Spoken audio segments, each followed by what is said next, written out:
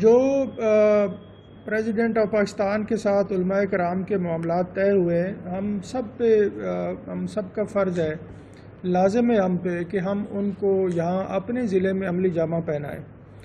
اور کرونا کی جو تیسری لہر اس وقت چل رہی ہے، آپ لوگ شاید کوئی اگر عزیز بھٹی شہید ہاسپٹل میں کسی کا عزیز گیا ہو، جو بھی مریض اس وقت عزیز بھٹی شہید ہاسپٹل میں، آج بھی 123 مریض ہیں وہاں، اور سارے ہی آکسیجن پہ ہیں۔ اور ہم ڈیتھ اس کو کہتے ہیں جو کنفرمڈ پیشنٹ ہو، جس کا ٹیسٹ آ گیا ہو، اس کو ڈیش بورڈ پہ ہم کہتے ہیں کہ اتنے ہمارے اس وبا میں فوت ہوئے ہیں۔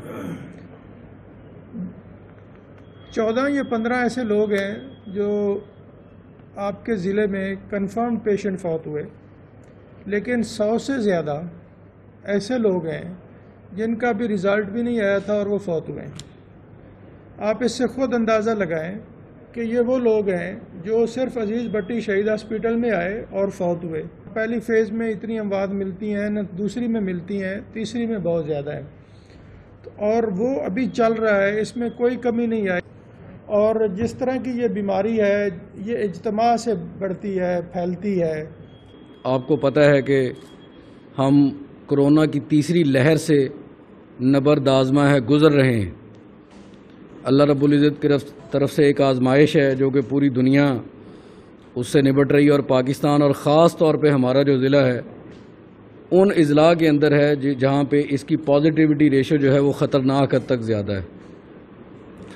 اس سلسلے میں ڈپٹی کمشنر صاحب اور ہم نے کافی کوشش کی ہے کہ جو SOPs ہیں جو گورنمنٹ کی طرف سے ان کے اوپر عمل درآمد کروایا جا سکے۔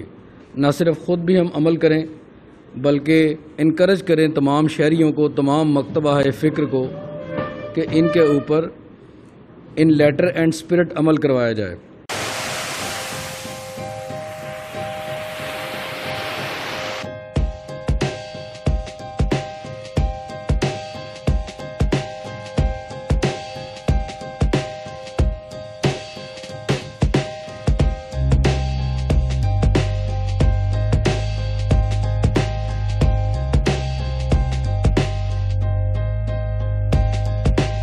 ہر خبر پر پہلی نظر صرف چناب نیوز پر۔